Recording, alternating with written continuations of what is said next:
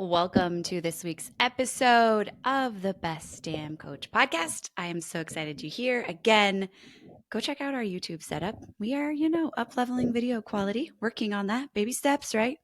Baby steps for sure. And I am so pumped that you're here no matter where you're listening on Spotify, on Stitcher. Is Stitcher still a thing? I don't know.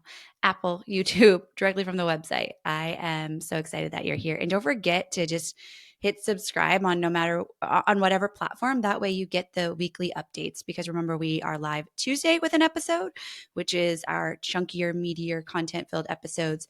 And then Friday, though, are those bite size packed, power punch packed episodes where I'm coaching live. And I always get feedback that, man, inside those episodes, I get to hear what happens inside coaching. But second is I see myself in some of those things. So it's like bonus coaching for each of us. So today, though, we're talking about one of the things in coaching that I don't really see. We see the highlight reels of coaching. We see all the cool marketing, all the beauty, all the program launching. And what we often don't see are the struggle sides of coaching. And there's definitely some that come along. And one of them is what to do when we have a client that's unhappy. And today I'm going to help really brainstorm with you what you might do in a situation where you have a client that is not happy, not pleased, whatever the case might be. And if you haven't been in this position yet, I mean, I'm not putting it on anybody, but part of the journey is having clients that you have an opportunity to grow from. And sometimes those clients, we we struggle with understanding how to handle it. And then once we move through it, we're like, wow, I grew so much from that experience. I've learned so much to be able to give back to my next clients. And as I'm going to talk about later, I've also kind of found out some of the red flags inside of my world. And so, or inside of my coaching onboarding experience too. So we're talking about dealing with that unhappy client today. So as you listen in, I want you to think back to maybe a time where you experienced this. And if not, maybe you've been the unhappy client. And on the flip side, and I'm going to break this episode really into two parts. I'm going to talk about what to do with an unhappy client as far as our own mindset as a practitioner, and then the actual tangible strategy that is, from my perspective, most effective to preserve and continue building a relationship with that client if that is something that you desire to do and that they desire to do. So I've definitely been in this situation, and I think the best way to coach on this and share on the podcast is to be transparent about my own experiences with a client that was unhappy. And I'm going to go way back into the depths of when I actually first started coaching, and I had this opportunity to work with what I would consider a very a well-known woman in her world. We were connected through an event that I attended, and I just had a lot of respect for her professionally. And so she reached out to me and said, I just love what you embody and who you are. And essentially, I want to have a total transformation in my body. Will you support me? And of course, that was right in my wheelhouse when I first started my business. And so, of course, I said yes. And what I noticed as we moved through the relationship was definitely work was her priority, and body was probably fifth to 10th on the list. And so we were consistently facing this coaching opportunity. And one day she showed up to a client session and basically said, I don't really, I'm struggling. Like, we're doing all this work, but last night I opened up a tub of peanut butter and I ate it by the spoonfuls. And I just don't know if this relationship is working. And so I was like, oh, so immediately what happened for me is I made the entire thing personal. I went right into my brain. Amanda, you suck. Amanda, you're not doing a good job. Amanda, like, you're making, I was making it mean I was a horrible coach. I was making it mean she didn't like me. I was making it mean a lot of things in my head. And I'm sure if you've been in this position, you can relate. Immediately, we go into our thinking and our thoughts get very messy, and we go into this spiral around the relationship. And I share my story because I've been there, and hindsight, had I had a little bit more experience under my belt, I wish somebody would have, I wish I really would have talked about it, because instead I internalized it and I was left in a heaping, pile of tears. And my husband was my outlet. I had a really big struggle even communicating to other people that this happened, because I was like, I don't want them to judge me. I don't want them to think horrible things about me. I really love what I do. I'm really great at what I do, but this client, it's just not working out. And so I kept it all inside. And I'm sure that had I had this episode, or I had a community like we have in the BDC to talk about it, then I would have figured out that a lot of people go through this exact same process sometimes with clients. And it's a huge opportunity to level up and grow. And so first step is, when you have this unhappy client interaction, whether it's email or live on a call or something like that, then the first thing I think that it is important to do is actually self-coach. And so really just to take a moment, take a deep breath, and write down all the thoughts that are coming into your mind on a piece of paper, and just hover above them instead of being in them, right? When you're thinking them, it really creates that physical emotion, that emotional response, even that flight or fight or freeze response that exists because the nervous system feels like threatened. And so it's really hard to make any objective and fruitful decisions when we're in that place. And so when we can go right to the paper, write everything down, I find it is extremely helpful in detaching myself and being an observer of my thinking instead. So we're writing all those thoughts down, and then we're able to really ask ourselves, like, what's a thought here and what's a fact? And for me, if I look back at that moment, I was just, those were all thoughts. I was making it personal. She never said, I don't like you, you suck, any of those things. I had all of that in my mind. And when we're able to kind of make two piles, the thinking pile and the fact pile, then we are able to move forward and take the strategy steps, which I'll get to in a moment, with a more objective lens. And so the second question that I think is really great is asking yourself that one that I've already mentioned is, what am I making this mean right now? What am I making it mean about myself and about my business? Because we are unconsciously often giving meaning to things that are inaccurate. And I was giving meaning to the situation that I was a horrible coach, because all I could see was her, this one client, one unhappy client. She took all of my energy. She changed, like, the whole experience changed my state. I became kind of hunched over. Obviously, I said I was sad. I had tears. Everything about that state, that interaction changed my state. When in actuality, I probably at the time had 20 other clients on my caseload who are having amazing results. And so I share that because, remember that unhappy, don't make a rule of of one unhappy client. I don't know a successful business out there that has not had this experience. And I can think of some of my mentors and people that, are close friends and circles that have, multi 7 and 8 figure businesses who deal with unhappy clients consistently. And so the reality is we have to learn how to dissociate from the thinking. We can honor ourselves and work through it and self-coach, of course, but again, get the objective lens to make to make action steps forward.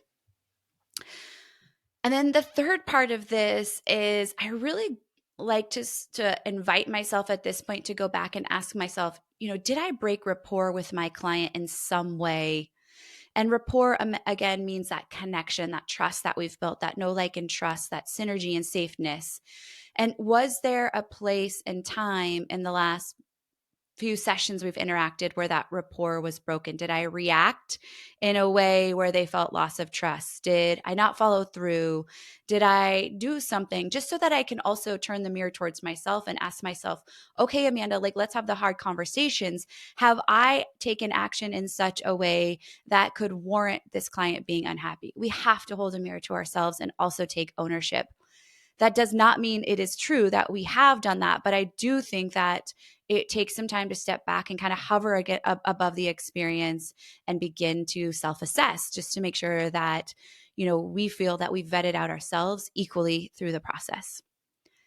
And so I think once you've done kind of that clearing work, that internal work, then there is the opportunity to begin to do the strategy work. And so let's talk about the tactical steps to take forward once you feel like there is this unhappy client. Because you could sit all day in the emotions and say, what should I do? Oh my goodness, what do you think? We could get everybody's opinion on what's right or wrong, but ultimately the most important thing is going to be to have actual interaction to collect the facts with our client. The first place I encourage you to start strategy wise is actually to take a peek at your contract and just make sure you know the terms of the contract you've agreed upon. Because either way, if you end up reconciling the relationship and continuing the contract, or if you mutually decide that there's a cancellation necessary or they ask for the refund, you want to make sure that you go in, you're not like, oh, let me check on that. You want to make sure you know your contract and your policies clearly and concisely before you engage in any follow-up conversation. So what does cancellation look like? What are they promised? What are you promised? Et cetera, et cetera. And here's the belief that I have when these things exist is, for me, being willing to hop on a phone call or a Zoom chat, whatever your preference is, in these times where there's clearly some separation in thoughts and opinions, to me, it's always the thing that really reconciles and is in both parties' best interest. Because tone can be so misconveyed through an email or a Voxer or wherever you're exchanging, time together. And so it's really puts you in kind of the same situation over and over where you're giving meaning to things that may not have meaning. And so for me, I always err on the side of, let's hop on a call. Like, let's talk this over. And I think what that does for the client is that says, like, she hears me, she sees me, and she's giving space to that. And I really appreciate that. And I know for me, if somebody's willing to talk it out, it shows me their level of confidence and their competency as well. And so I always err on that next step of being, let's hop on a call. And then I'm just a great listener. I listen to what they have to say. And I'm really trying to step back without an agenda, without being personal about it, without being accusatory, without being defensive. I'm really like, I want to know like what's coming up for them. And that typically allows for me to have a lot of clarity on why they're feeling the way they are. And from that point, that's where we have to have our own personal discernment. Because somebody's not necessarily, they're unhappy because they're not getting the specific results. That's also not 100% on us as a coach. We are the guide and we are here to facilitate. In actuality, if the client isn't taking steps, isn't taking action, then that is not our 100% our responsibility either. And so I really encourage you to just take ownership on the parts that are yours, and also, really ask those deep questions about what kind of action they've been taking. And it may not even be results oriented. It could have been something you said, could have been XYZ. I mean, I don't know why that client might be unhappy for you. Maybe you didn't show up to a call. Maybe, they didn't show up. There's a lot of factual circumstances might dictate this, but we got to get curious about it without an agenda and without being defensive. And then we get to take ownership. And from there is creating a resolution that you feel like is fair for both you and the client. And so sometimes, you guys, that might mean that that's a relationship ending discussion. You decide to part both ways, and then you honor the contract, whether that means they don't get any money back or you give them the money back that, was going to be after. But this also means that you hold your boundaries and your ground. Because somebody is unhappy does not mean it's a you thing. And so I want to remind you that you are the guide in their journey, and you're also the business owner. And there's a difference in, returning a product, right? So it's like, oh, I bought this thing and it's broken clearly, right? But there's also a difference when we just think it should go one way and it's not, right? And that's actually part of the coaching process. Often, unhappy clients are an opportunity for us as coaches to break a pattern. And what I mean by that is sometimes our clients have been in a place where when they don't see results just in the time that they want, they want to give up and try something new. And then we have this opportunity to hold space and say, no, like, you're right there. You're just on the other side of the gold. Like, look how far you've come. Right? There might also be patterns that are in there that the moment that they feel trust has been shifted, that they like pull away. right? So then we can explore, like, how is trust broken and why do you think that's, a problem, and how can we actually rebuild trust? Because this is a life lesson, right? There are going to be opportunities. So I share this because it's also important that we acknowledge that we could potentially hop on the phone with an unhappy client and completely rewrite their future and have the possibility of breaking a pattern that's been plaguing them for years. And so I just want you to also open up and look at it with that eye. Somebody that's historically been a quitter, when things get hard, like, maybe this is your opportunity to actually break that cycle for them and say, no, no, no, I got you. Let me show you the way. And so know that this is part of the coaching process. It's a part of the process that I don't see a lot of people talking about, but 100% will come up for you inevitably as you grow and you interact with lots of people in your world. And this is also where I want to say, if you have a guarantee in your coaching, this is also where you want to make sure you're honoring it. So if they're unhappy but you have a guarantee, go back to the terms of the guarantee. Were they supposed to complete specific modules, attend specific trainings, and they haven't done any of that? Then remind them of that guarantee as well, right? Because that's also part of the process. And then when all of this is kind of complete, right, and there's some sort of resolution forward for both of you, the thing I like to go back is and just ask myself, were there red flags in this relationship that I noticed but maybe overlooked in order to, like, make the money, in order to, like, say yes to this person because I felt like, oh, I'm going to be the one to save them, which is historically something that I've struggled with. And often what I see is, like, there were these little internal gut checks, like maybe on the sales call or maybe the onboarding process, where I was like, wow, it's hard to sometimes put actual words around, but there are some red flags. And what that's going to do is help you create a stronger step forward in the qualification process of your future clients. And the more unhappy clients we get, we start to see these things come up and we're able to actually get in front of it faster and clear out the possibility so that we are just serving the most ideal people that align with our style, philosophy, etc., in the best way possible. So I hope that those of you that have had unhappy clients are, like, shaking your heads and going, oh yeah, this is amazing and I miss this and I'm excited to be able to have more ammunition for the future. And those that have not, then bookmark this episode. Remember that it's here, because inevitably as you grow, you're going to have the opportunity to grow through serving people that don't completely align immediately or have some sort of little hiccup along the process. And I truly just want to offer that this is where you grow as a business owner, as a coach. And through this process, you actually get to continue coaching, because this isn't a us against them. This is a put your coach hat on and explore what happens through this process, because they have a major opportunity to have a breakthrough. And I think you do as well. So if you have any follow-up questions, of course, I love to chat with you over on Instagram at A Walk My Way, or LinkedIn. We're chatting about all the episodes over on LinkedIn as well. You can search Coach Amanda Walker.